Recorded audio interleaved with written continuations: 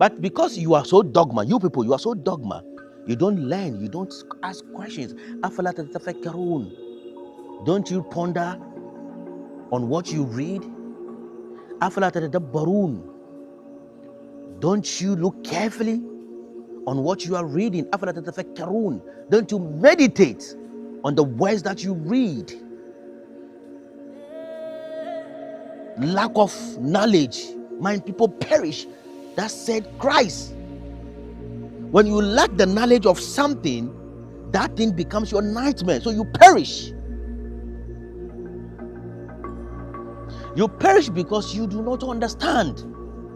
So you'll be doing it wrongly. When Jesus came and preached and said, I did not come to destroy the laws, but to fulfill it, to make it clearer for you to understand. I have come to open it up. I have come to bisect it for you to get it, to get the clarity of the laws.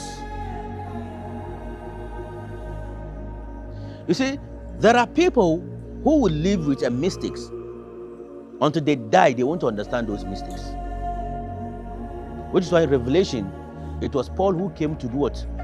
To explain what Jesus mean, or what Jesus meant by those proverbs, by those proverbs. Because the Peter and John and whatsoever they were, they couldn't even understand Christ, which is why they had to turn their back at him. Esoterically, it has a meaning.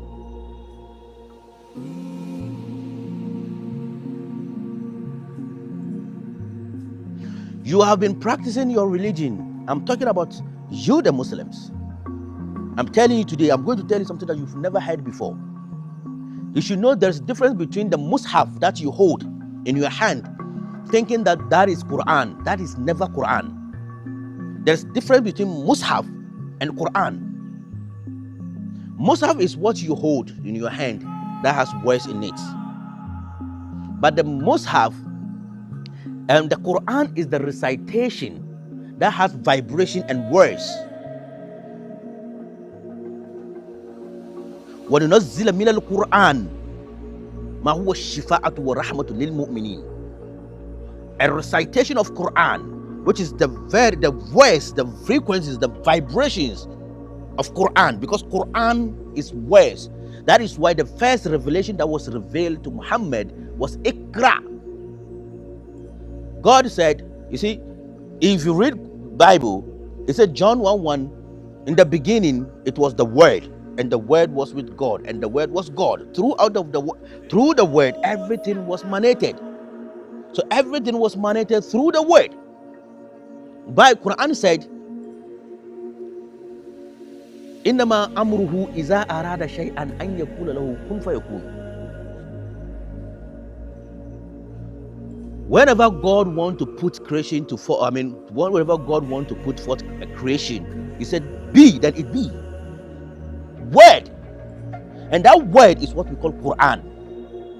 So if you are reading Quran and you do not understand Quran word by word, and know that every word that you utter are frequencies, they are vibratory, the Quran will never become a shifa. But what do you think? What do you understand? You only think Quran is what you are holding. The words, the frequencies, the words that comes out of your mouth is what we call the Quran. Because do not forget, even during the era of Muhammad, the Quran was not compiled. It was during the era of what? Osman, that the Quran was compiled. So the Quran in which Muhammad has left for you was the word. Which is why when the first revelation came to me, say, Iqra, recites. What is the meaning of Iqra? Does it mean only recitation? No. It's by bring forth words into what? Into creation. So you recite and bring forth words, those words into what? Into creation. Which is why when you read the Quran, it has to create forth a creation within you, a creation of divinity, the creation of enlightenment.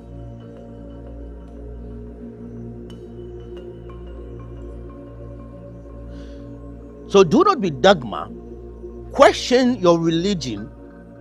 Be positive minded.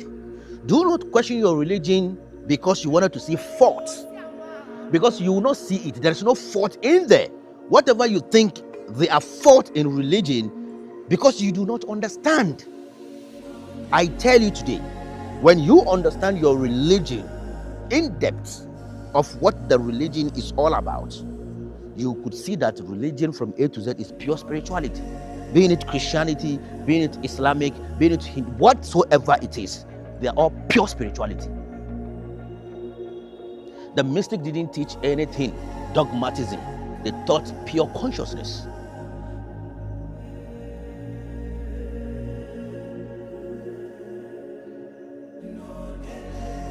When you go into the history of creation in Islam mythology or in Islam perspective, they said the first creation that God created was al-qalam, was the pen.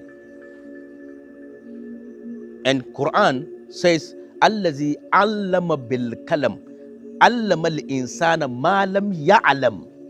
He was the one who taught with the pen. He taught mankind what they didn't know. So the pen, what does the pen looks like? What does the pen represent? And what is the role and what is the duty and what's the purpose of pen? Pen is to write words, is to bring words from frequency into letters, into visibility. And when you look at your spine very well. The structure of your spine, the pattern of your spine, look at it very well. It looks like a glyph of a pen. And your spine has a 33 spots, which is the 33 degrees. That is the age of what? Christ. Christ lived 33 years.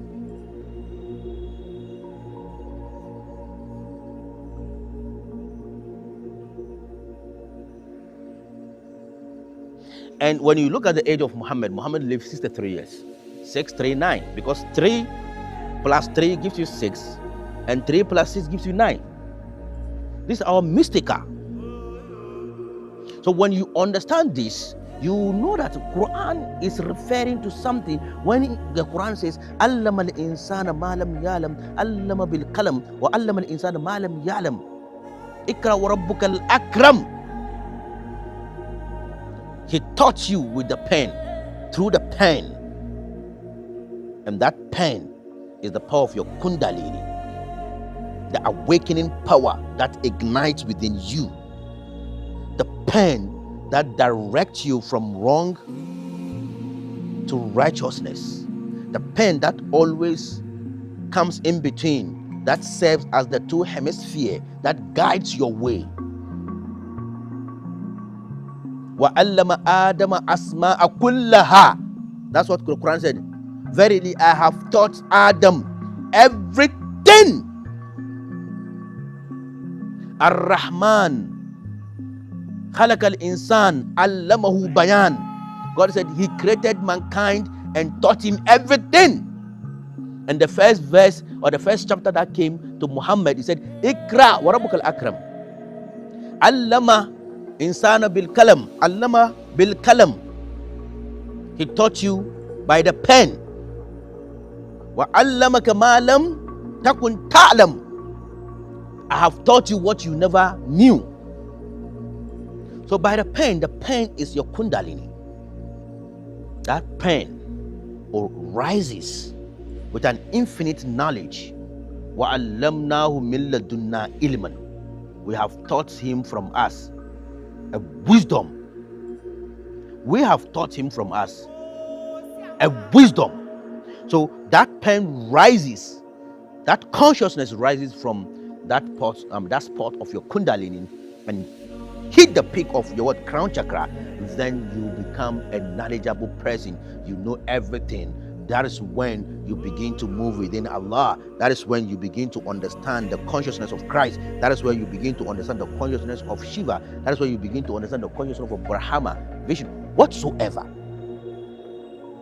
India, it is said to be the most spiritual country, but I see India to be the most ignorant country when it comes to spirituality. Excuse me. Because India has more than 36 million gods, yet there are problems in that country. Yet there are a lot of poverty in that country. Yet there are a lot of mischievous and dubious acts in that country. Yet there are a lot of felonies in that country. Yet there are a lot of rape cases in that country. They have over 36 million gods. They are gods alone that have depopulated our country, Ghana.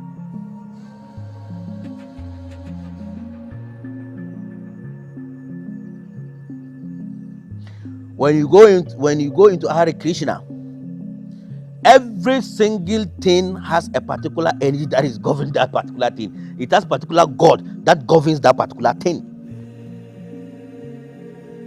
When they refer those gods to a certain glyph of symbolic term, I don't have problem.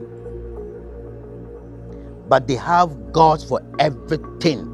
God that take care of the rain, the wind, the sun, the moon, your life, the plants, the leaves, everything, the animals, everything. So everything you do, you need to go and beg. You become beggy. You don't own your life. Your life is being chased and controlled by people. I know what I'm saying. So my fellow friends, my fellow people will come. But I'm telling you the truth. And you know what I'm saying is the truth. We do not have purpose of being here. We have missions. When you know what your mission is, you ignore what purpose is and focus on your mission. I want you to quote this. I want you to quote this, and I want you to underline this. When you know what your mission is, you will ignore what purpose is and focus on your mission. People are confused, and they are confusing purpose with mission. That is dogmatism. You think you have a purpose here. You are not a robot that were manufactured by somebody. That you were not created by anybody who have assigned you for a duty, who have given you a purpose to come and fulfill. You choose your own life. You choose where to come. You choose the parent that you wanted them to better you. You choose your own mission here, and you have come to fulfill that mission. When you know what your mission is here, you no longer become a puppet to anybody.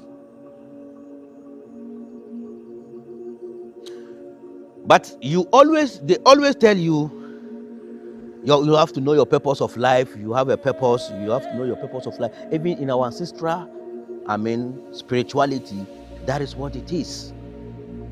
Your ancestors have chosen a purpose for you. So what is you? What is your life?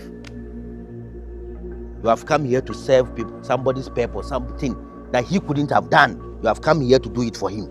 So what is your life? Are you thinking at all? They tell you in your Ifa, they tell you in your binaries, they tell you in your practices that your purpose, why you are here, your Odu, says that your ancestors brought you here for this, for that, for this. Your Orisha says you have been brought here for this, for that. I'm asking you something. If I was brought here for a particular thing that I was not discussed about, and I was sent here to come and do that thing, to come and fulfill that particular duty, please, I'm asking you, the viewer, who then am I serving? Am I serving somebody's interest or my interest? So that means I don't own my life. And I'm telling you, spirituality is all about knowing. When you know, you no longer become a prisoner. You are a prisoner because you don't know. because they've told you that you have a purpose, and your purpose is to come and serve people's missions.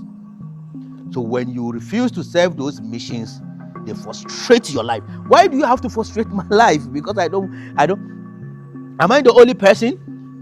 Why do you have to frustrate my life? Because what you have left, what you couldn't have done, what you couldn't do, you are asking me to come and do it, and I refuse to do it, and you want to frustrate my life. That shows you're an untruthful person.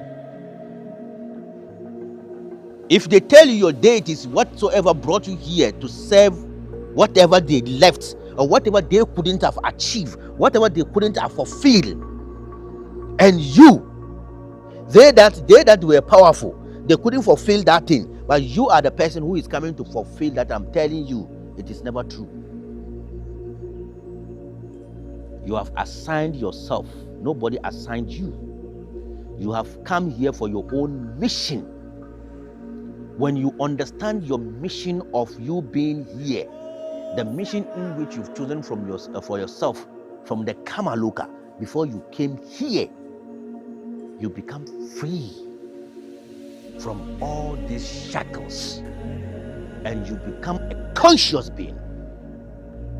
And a wise man, I tell you something, a wise man controls his star, and the fool obeys it. You have to control your own life. Right now you are there. You don't want your wife to control you. You don't want your landlord to control your life. You do not want your boss to control your life. You do not want your master, your teacher, your mystic, your guru to control your life. Yet you do believe that you have a purpose that was designed by somebody for you to come and fulfill. So your life has become like a script that was already written, waiting for you to come and fulfill. So something that was chosen for you, what have you chosen for yourself? What did you choose for yourself? Because it is chosen for you. It was chosen for you. What have you chosen for yourself? Do you own your life? So know the mission of your existence and delete the purpose of what you were brought here. You didn't come here for a purpose. You came here for a mission. These are some of the dogmatism that was pierced into our practices, and people for a long time, people have believed this, and people always follow this tangent, and they think that their ancestors have designed everything for them to come and fulfill. Even your dad, your parent who gave birth to you, you choose your own path, you choose your own wife, you choose your own occupation, you choose your own friends, you choose your own dresses, your shirts, you choose your own way of living. They are only there to guide you, but you have your life to live to the fullest. So when you are matured and your parents are trying to dictate for you, that means they are trying to create a purpose for you. They are trying to tell you that we gave birth to you, so this is the purpose of why we brought you here. So this is how you should live your life. Don't marry this one, don't marry that one, don't do this. You get angry because you think they are trying to infringe your rights. So this is exactly what is happening now. Those that tell you that your ancestors brought you here for a purpose, they are infringing your rights. Those that told you or have been telling you that the universe brought you here for a purpose, they are infringing your rights as a human being, as a conscious being. Those that told you that God created you for a purpose, they brought you here for a purpose, it is never true. You have come here for that particular thing that you have come here for, and that is your mission. Know the mission and fulfill your mission, and erase the concept of purpose in life. You see, so my brothers and sisters, we the mystics, we the seekers of truth, we don't have the concept of belief. And there is something that I always laugh when I see. I know my Muslim friends and brothers will come, and I know they will say something about what I'm about to say now. There's something that they always say that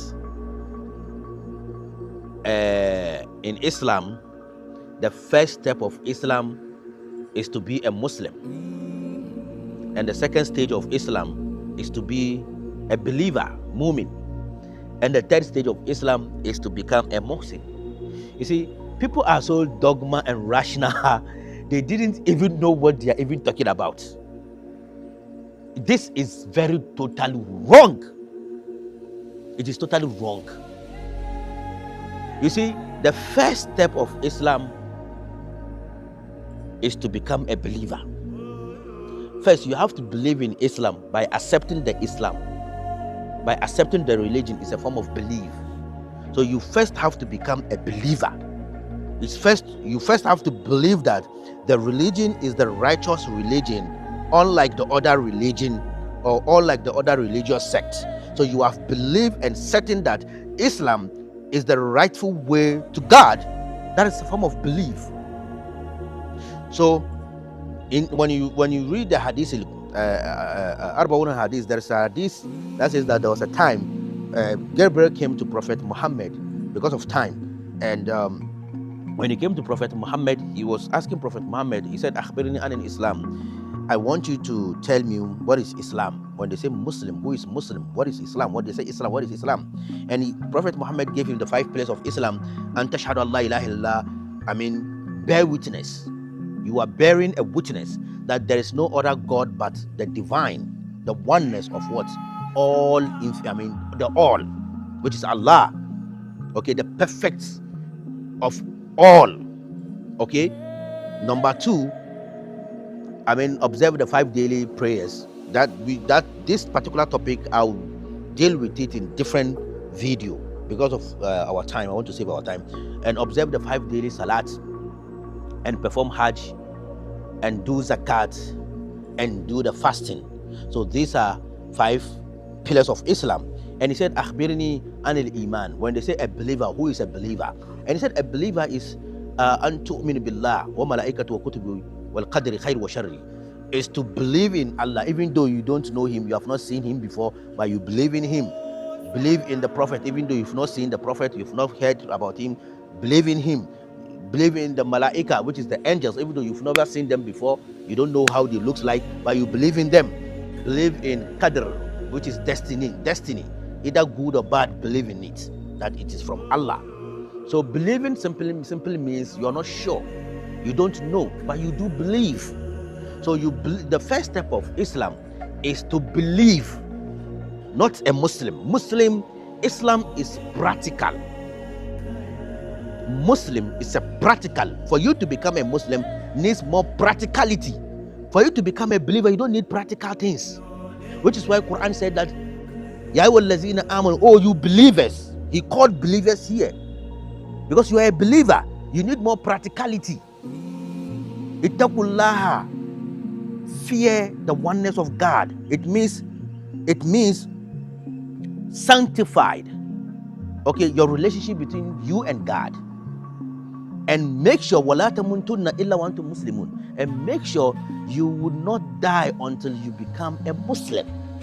Until you become a person who have submitted himself to the will and to the ways of righteousness, to the will of Allah. And to do so, you need more practicality. To do so is to bear witness of what? There is no God. We do not have one God. We do not have 2 gods. The divine is infinite. The divine is oneness of infinite. There is no infinite in divine. The divine is infinite. There is no finite here. We do not have 2 gods. We do not have 3 gods. We do not have 4 gods, like all these sects are talking about. Or even though I do know that the concept of Vishnu, the concept of Brahma, the concept of Lakshmi, the concept of Shiva, and other deities are all symbolic. They are all glyphs of symbolic. And we will delve into that one day. You bear that witness by witnessing within you, by having the certainty, accepting and witness and feeling it within you.